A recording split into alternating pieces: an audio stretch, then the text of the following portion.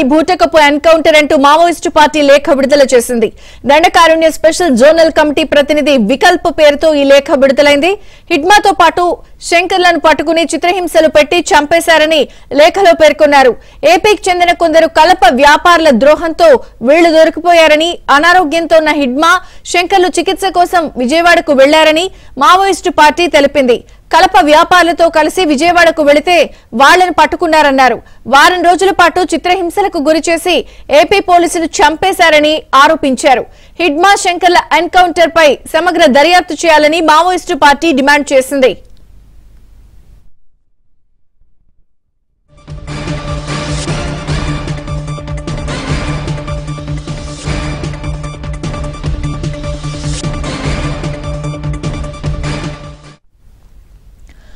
Maoist party సంచలన లేఖ కూడా విడుదల చేసింది. హిడ్మాది బూటకపు ఎన్కౌంటర్ అంటూ దీనిపై దర్యాప్తు కూడా జరిపించాలి అంటూ పూర్తి వివరాలు క్రైమ్ ప్రతినిధి ప్రవీణ్ అందిస్తారు. Praveen, Maoist party Hidma encounter పైన మూడోసారి లేఖ విడుదల చేసింది. మూడోసారి లేఖలో కూడా హిడ్మా ఎన్కౌంటర్ కు సంబంధించి అయితే మాత్రం చాలా కీలక అంశాలు అందులో లేఖలో కూడా ప్రస్తావన చేసినటువంటి పరిస్థితి కనపడుతుంది. దండకారణ్య స్పెషల్ జోన్ కమిటీ ప్రతినిధిగా ఉన్నటువంటి వికల్ప్ పేరుతోటే ఈ యొక్క లేఖ కూడా విడుదలైందని చెప్పుకోవచ్చు.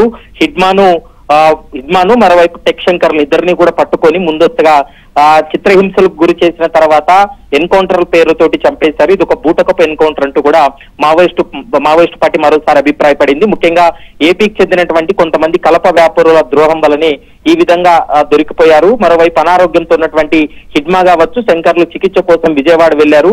కల్ప వ్యాపారులతో కలిసి విజయవాడకు వెళ్తే అక్కడ పోలీసులు పట్టుకొని వారం రోజుల పాటు వాళ్ళని చిత్రహింసలకు గురి చేసి ఎన్కౌంటర్ పేరుతోటి చంపేశారు. దీనిపైన పూర్తి స్థాయిలో సమగ్రమైనటువంటి దర్యాప్తు జరపాలనేటువంటి అంశాన్ని అయితే మాత్రం ఇప్పటికే మావోయిస్టు పార్టీ డిమాండ్ చేస్తుంది.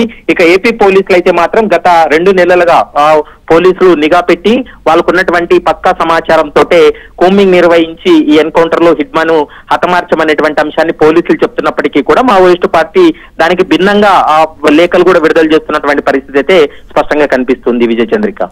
Okay Praveen, thank you.